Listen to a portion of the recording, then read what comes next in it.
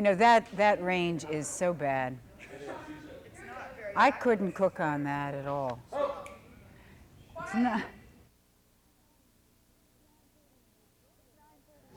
It's 9:30 in Pittsburgh. During the next half hour, we're going to slip into the kitchen and do some cooking, vegetarian style. Don is here, and he's going to take us to a secret nook and cranny. And our beauty experts, Andy Leo and Revecca Rice, are here with our latest makeover contest winner. This and more coming up on Good Day Pittsburgh.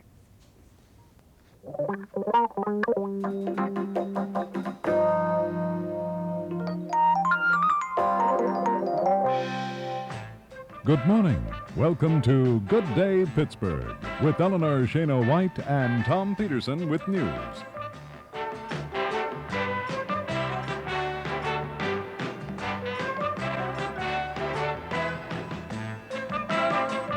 Good morning, everyone. It's Friday, October 12th. Our Bucks are back in town, and if you're going down to Three River Stadium tonight, be sure that you put on your long woolies and bundle up because it's mighty cold in Pittsburgh. We're going to meet our first guest in just a minute, but right now it's time for Tom Peterson and a quick morning news update. Good morning, Tom. Good morning, Eleanor, and good morning, everyone. Vice President Walter Mondale told Allegheny County Democrats here last night the Carter administration has one of the best track records in American history for solving unemployment and urban and industrial problems. Mondale said the administration has added more jobs in our first 2.5 years than any other administration has before in a comparable amount of time. County Democrats were united at the fundraising affair last night in their belief that the party will win big in the upcoming November election. County Coroner Dr. Cyril Wecht, who presided at the Democratic dinner last night as party chairman earlier in the day, called a news conference to announce that he will turn over public and private morgue records to County Controller Jack Lynch. But Wecht was highly critical of Lynch, saying the whole probe is obviously political. He also charged Lynch with leaking various information about the case to the news media over past months. Dr. Wecht agreed to turn over the records, that is, if Lynch maintains confidentiality of the financial records, something Dr. Wecht charges Lynch has not done in the past. Meanwhile, Dr. Wecht said he owes Allegheny County absolutely no money. Wecht is to turn over the records sometime today. Former United Mine Workers President W.A. Tony Boyle has been given 3 life terms in connection with the slaying of Joseph Yablonsky, his wife and daughter, nearly 10 years ago. Delaware County Judge Francis Catania imposed sentence yesterday. Boyle continued to maintain his innocence. Federal Judge Daniel Snyder has ruled in favor of a non-union coal company, the Carey Coal Company of Butler, in a $1.2 million lawsuit. The judge ordered the United Mine Workers Union and 3 union members to pay that amount to that coal company. The company claimed it was a victim of violence during the long 1977-1978 UMW strike and was also the victim of a secondary boycott. The union indicates it will appeal that decision. The State Education Department has been asked to intervene in the Bethel Park school strike. The school board has asked the department to urge County Common Pleas Court here to order striking teachers back to the classroom. No progress reported in the Bethel Park situation overnight, the West Jefferson Hills strike, or the Mount Lebanon teachers walkout. And the strike rally in Mount Lebanon Park yesterday included parents and students, and it attracted some 100 persons. The demonstration was an attempt to show both sides that the strike must end. It's felt that the students, particularly seniors, are losing out by not being prepared for college entry tests. 5 persons lost their lives in area traffic accidents over the past 24 hours in 3 separate mishaps. In the worst accident, 3 men from Dilliner, Greene County, Robert Sobalski, David Robinson, and Gerald Groves were killed in a car truck accident on Route 88 near Waynesburg. 19-year-old Tracy Lee Agnew of McDonald was killed last evening when her car struck another car pulling from a driveway onto Route 19 at McDonald's Crossroads in Washington County. And a Butler County man, James Sherman of Butler, was killed last night when his car hit a wall under the 40th Street Bridge in Millvale. In sports, bring on the Orioles tonight. The Pirates evened the series last night, winning 3-2 on a single by Manny Sanguin in the 9th. Tonight, the Bucks take on the Orioles at Three Rivers in the first of 3 weekend games. That's news in sports. Thanks for being with us. Now back to Ellie. Thanks, Tom. You know, if you're thinking of eating less meat, this book is for you. Lindsay Miller has come up with a marvelous cookbook. It's really just full of great recipes for singles and for couples, for anyone who's looking for alternatives to meat and processed food. And this morning, Lindsay, you're going to prepare a main dish, and it's called Crunchy tarragon vegetables with bulgur. Okay. Want you to just get on with your cooking and we'll chat. This cookbook is marvelous. You were with us once before, and I've tried some of the recipes. Have you? We were just talking about how really easy it is to give up meat, and once you get out of the habit of eating meat, your body just cannot accept it anymore, right? To a real great extent, yeah. If you have not been eating meat in a long time, I'd sure be careful. I wouldn't go out and eat a 16-ounce steak first thing, you know, if you were going to decided you wanted some, because it's just hard on your system. Lindsay, a few years back, if you met someone who said they were a vegetarian, you really thought they were a little kooky. You know, People that used to, yeah. Yes, and the true vegetarian, I suppose, doesn't eat even dairy products, but you are what you would call, a modified vegetarian? Well, that's really getting into a matter of semantics, because I think the Vegetarian Society in England during the 1800s were the ones that came up with the name vegetarian, and they used it to refer to people who ate plant foods with or without the addition of dairy products and eggs. Now, people who don't eat anything, who don't touch animal products at all, are usually called vegans, and I'm not that. That's really difficult to balance so that you get a real good, healthy diet when you're doing that, because you do have to be careful about vitamin B12 and things. Aside from good nutrition, I think that there are some economic advantages to giving up Definitely. meat today. What are we doing here? I see carrots and scallions. We had some butter melted, and we started with a little tarragon in it and some salt, some scallions, added some carrots, and this is celery going in here now. And this cooks up so really quickly. That was 2 scallions and 2 carrots and 1 stalk of celery. Why are you calling this the apartment vegetarian cookbook?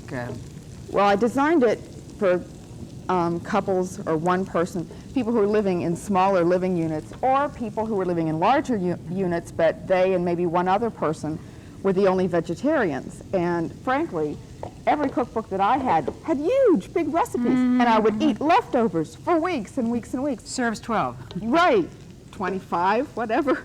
And you really get tired of that. You want, you know, different things on different nights. Nobody eats hamburgers every night, I hope. And so you would get tired of the same thing. Who do. Some people, I guess, do. Lindsay, this book is marvelous. It has sources of natural food. You have a glossary in the back that defines a lot of different terms that we hear and we maybe don't understand totally.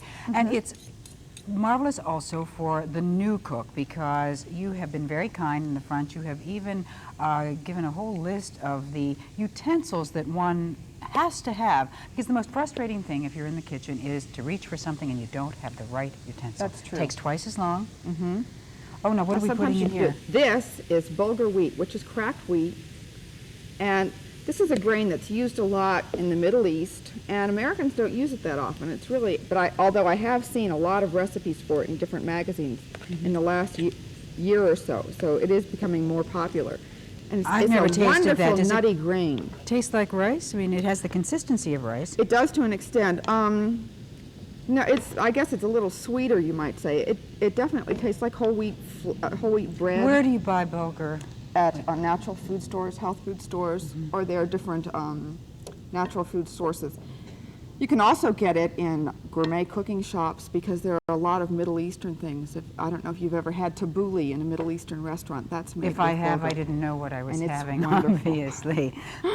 Hey, this is just one of the recipes from Lindsay Miller's Apartment Vegetarian Cookbook. I've had the book for about 6 months. I can personally endorse it. It's full of fine recipes for breakfast, for lunch, for dinner, for snack time. Thank you so much, and come back again soon and whip Thanks up another very one for much. us, okay? We'll be right back. Glad to.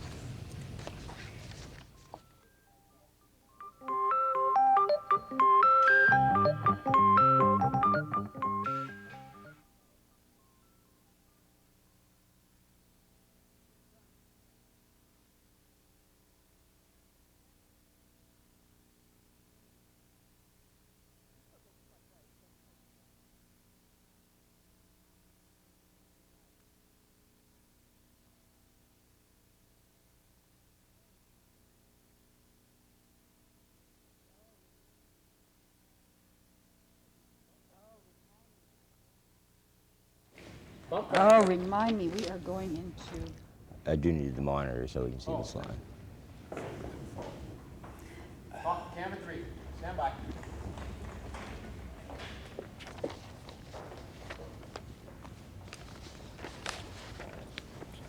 Thank you, Alma.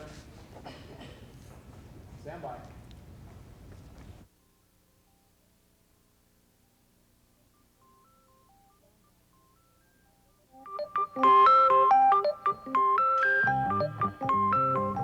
Don Gogniat is here now with our regular Friday feature, Nooks and Crannies. And this morning I said, Don, where are we going to go? And he said, I'm not going to tell you. It's going to be a secret. It's going to be a surprise. So you can only hold that secret so long.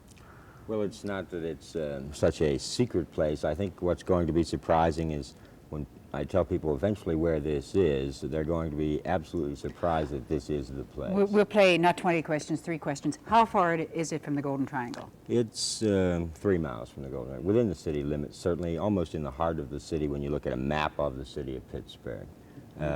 Is it a residential community? It is a residential community. I think we can get to some of the slides. Eventually you'll see that this could be a suburban community someplace. Certainly a lot of greenery around, gas lights, nice, any suburban community type setting. I don't recognize that yet. Well, let's just go through a couple of these, and I think we can, is this Monroeville, or is this Bethel Park, the greenery there. Actually, the place we're going to is Shenley Heights, and Shenley Heights is part of the Hill District. Now, the mental image of the hill is certainly not one that's accurate, particularly for the uppermost part of the Hill District, called Shenley Heights. This look at that house, Don. That's a marvelous 1890s. It's overlooks, has a beautiful view of the entire Eastern Valley.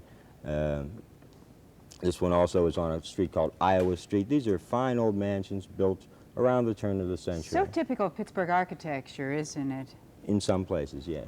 No doubt about it. But this, just to give you an example, this is just, there's one house, this is going into this house. It's up a place called Alpena Street that has some, on maps it's certainly difficult because it comes into a stair street. Here's one house that's isolated at the end of Alpena Street that could be in the Laurel Highlands. And what you have to remember is this is right in the middle of the city of Pittsburgh, which makes it such a fascinating place. People just don't realize how much green space we have here. From this house, you can't see any other houses around. Here's the other way into that, and it's this is right in the middle of the city. And look, no potholes. No potholes. Well, I'm not sure. Now we're at the Heron Hill Reservoir, which is when you're coming into Pittsburgh from Baum Boulevard, you'll see a big water tower up there. That's the landmark for the Shenley Heights. And in the Shenley Heights, around that water tower, they have a little park there, and they've put, I want to bring up this thing about the city of Pittsburgh that's just done such a nice job.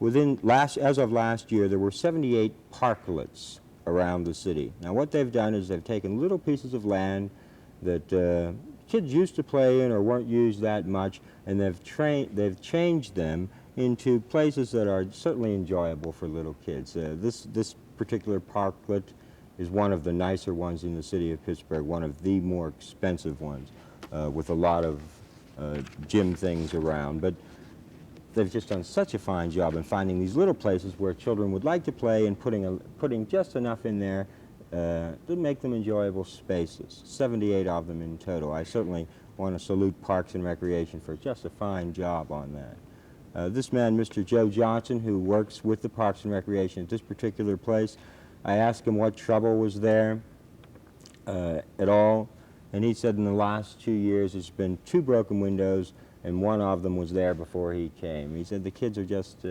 such a pleasure to work with. In this isn't that nice to hear for a change? All right, this is just some of the row housing. These pictures, I take these, of course, the week before they're viewed, and there's not much sun here, but we had a problem this week. It doesn't give you the feel. What do you mean this week? We've had a problem this year, Don. Well, I haven't had much sun all year. You really can't get the feel of how pretty this upper part of the Hill District is. The Hill District in general, and even Shenley Heights, is like, it's a good word that describes it is an old word called a palimpsest. Now, a palimpsest used to be a Greek letter that they used to write on sheepskin.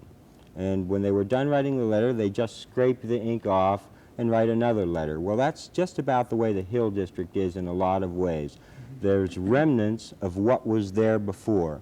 And when you take time to really look at the hill, you can see some of these remnants. This house was built around 1870.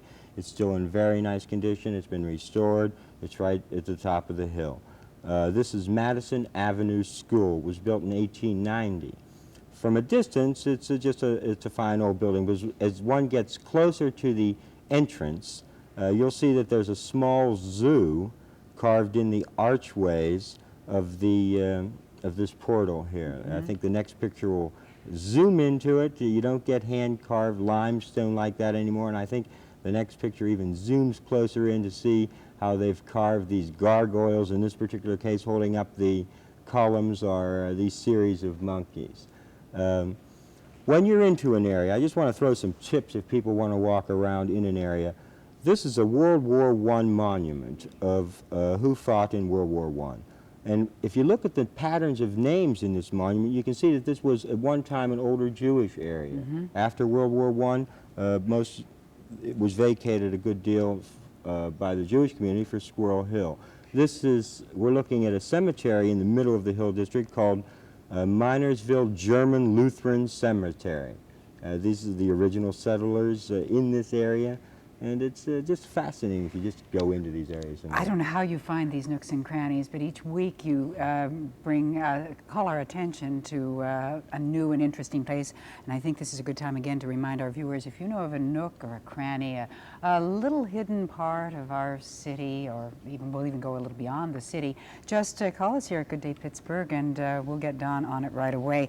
Thank you so much, Don. We're going to go from one nook and cranny to another. Roving reporter Don Jack, and this morning in the American Trail series, he's going to take us up to Maine, and he's entitled this installment, Barrels of Fun. The American Trail, presented by Agway and its farmer owners across the Northeast, growing food for America. There's something you really don't see much of anymore unless you're looking for them. And today, many people are, so we're seeing more and more of them. I'm talking about this, a barrel. Not particularly the old oaken type. This one is cedar and elm. Not only did we find a barrel, we found a barrel maker, a cooper. And we found her in the basement of the old Brown Mill on the banks of the Piscataquis River in Dover, Foxcroft, Maine.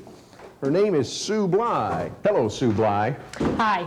You don't fit the image I have of a barrel maker, a cooper. I guess I'm the modern-day version of a cooper. How did you become a cooper? Well, I've always been interested in working with wood, and I was looking for a business of my own. We saw it advertised in the paper where this old-time cooper was selling his materials and his knowledge. So we investigated it and decided it was just what we were looking for. So what are you doing here with this barrel cooper person? I'm finishing up this barrel. This is the last step in barrel making, the last step I do anyway, and I'm putting the final nails on the top hoop. I said it's cedar and elm. These are cedar staves and elm... Hoops. Hoops. Right.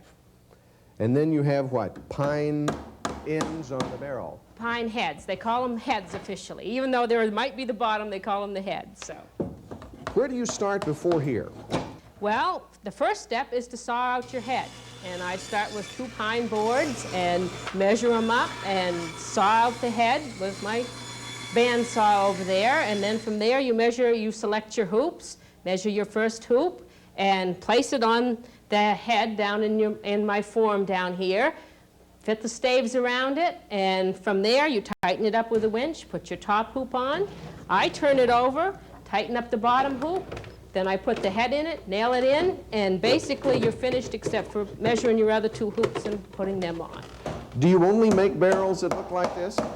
No, we make a variety of things. They're all based on the barrel, but we make half barrels and put handles on them. They're wood carriers. We make planter tubs, which are half barrels. We make dog houses and cat beds. It's quite a variety. What keeps you here doing this? What about Sue Bly that makes you able to sit here and make barrels all day? Well, for one thing, I find it interesting. Because it isn't monotonous, it isn't the same thing day after day, I find it interesting. I can come in, and if I feel like being a little creative in the morning, well, I can say, well, I'll try something different today. Let's see how this turns out when I do it this way. And that's what keeps it interesting. Before there were refrigerators and glass jars, things were kept in barrels. Things like potatoes and pickles and crackers. Today, Sue Bly is reversing that trend as she keeps rolling out the barrels in Dover, Foxcroft, Maine. Old Brown's Mill on the banks of the Piscataquis River. That's where we are on the American Trail. The American Trail, brought to you by Agway and its farmer owners across the Northeast, meeting the energy needs of today's modern farmer, helping homeowners save energy all year long with trained experts, timely inspections, and modern equipment. Agway Petroleum, efficient energy to keep America strong.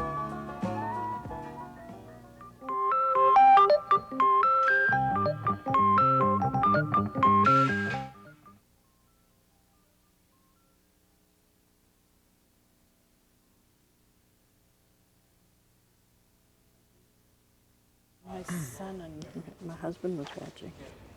She sit back, the shots. Okay. My shots too bad. Just sit in your position. However you do it. Would you want to talk to you?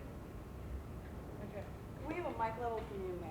Just say your name and address. They just want to get an audio check. Oh, Alma, Rinne, 129 Fiddler Street. Alma. Okay, Revecca, could we have a level? Revecca Rice, Kaufman. Andy? Good morning. How are you up there? Okay, fine.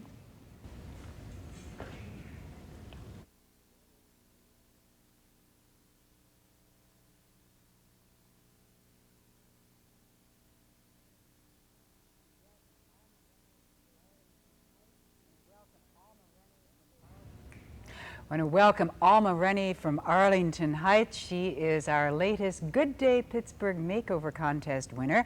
And along with Alma, we have Rebecca Rice and Mr. Andy Leo, our beauty experts from Kaufman's. And just in case someone has just tuned in and is not familiar with our makeover contest, want to explain it, Andy? Sure.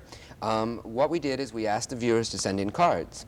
And from those cards, a random drawing was held, and we would pull a winner. The winner will receive, first of all, a complete consultation concept to evaluate the skin, evaluate hair, talk about lifestyles, needs, an input session where two people get together and we talk about what you really need and how you can be well-groomed and how you can put yourself together and keep it that way with a minimum amount of practice and work.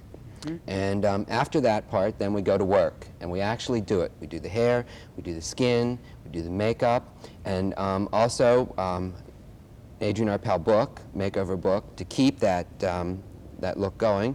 And then Kaufman's gives $50 from their accessory department. How do you feel about that, Alma? Great.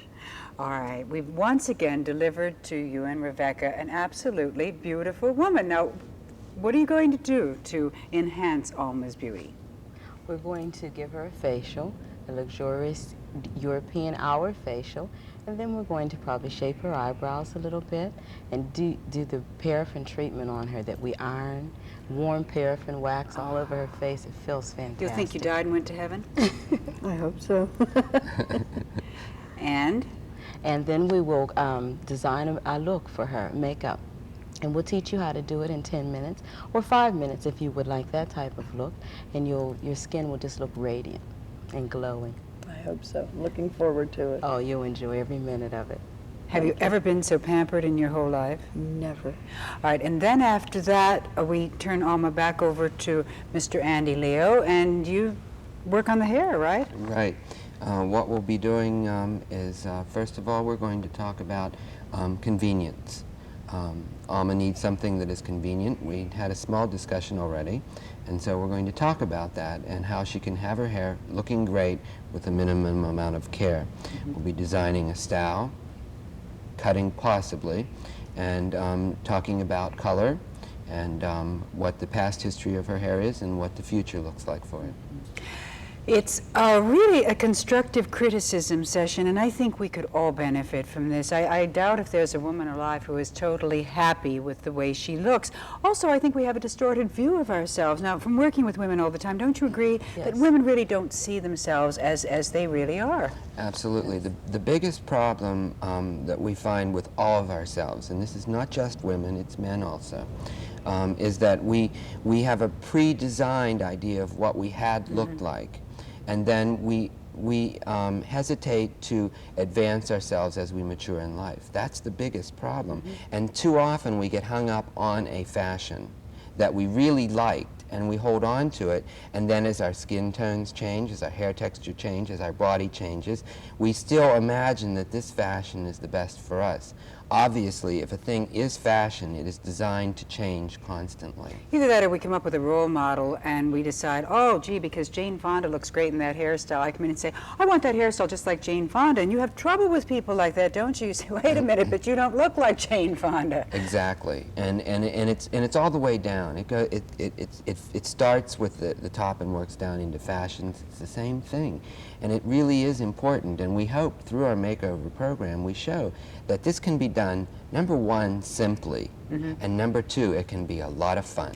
It's going to be a lot of fun. I want you to take a good look at Alma Rinne right now because Alma will be back with us in a week or so. And this is the before Alma, and then we're going to show you the after Alma. And we are turning you over to two of the finest beauty experts in the city of Pittsburgh, probably in the country, Revecca and Andy. We'll look forward to seeing you soon, and we'll be right back.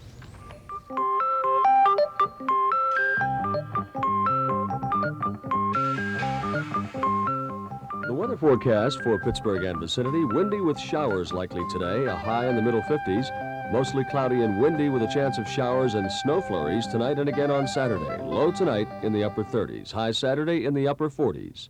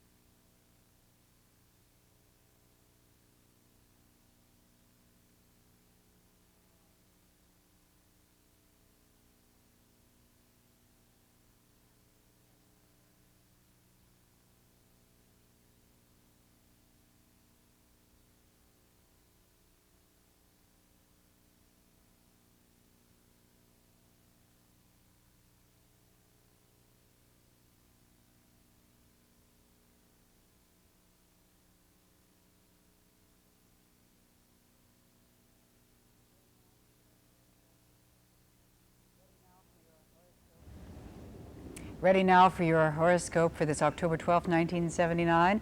Well, our resident astrologer, Harriet Friedlander, at the sign of Aquarius bookstore out in Shadyside is standing by, and she's ready right now. October 12th, Aries. A family financial matter can be settled in an unusual way. Talk with those involved. Taurus. Listen to a good idea someone may offer today. It could be to your advantage. Gemini. Shop for things you need. Wait for another time to buy luxury items. Cancer. It may be necessary to do two things at the same time. Keep calm. Leo. Make some needed changes in the home now. Try a different furniture arrangement. Virgo. Write some important letters which have been neglected. Catch up on your correspondence. Libra. Be wise enough to avoid an argument with someone in authority. Use your good common sense. Scorpio. Give the other fellow a chance to express his viewpoint. Don't force your ideas upon others. Sagittarius. Permit a friend to handle his own financial matters. Keep your advice to yourself. Capricorn. Take time to weigh the facts before you make an important decision. Be realistic. Aquarius. Talk about a new idea with an associate. There may be something you have overlooked. Pisces. Wait to see what others intend to do before you spend money on a social event.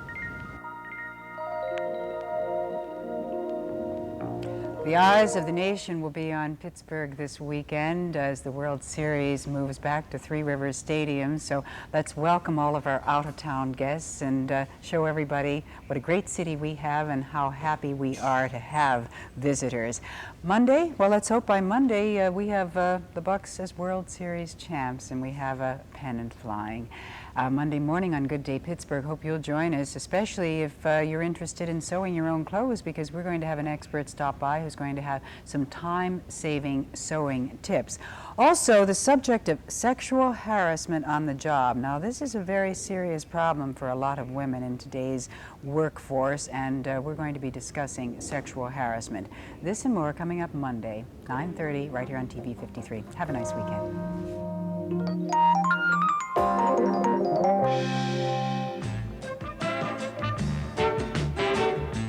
This has been Good Day Pittsburgh with Eleanor Shana White and Tom Peterson with news. Join us each weekday morning at 9:30 for a special blend of features and interviews on Good Day Pittsburgh.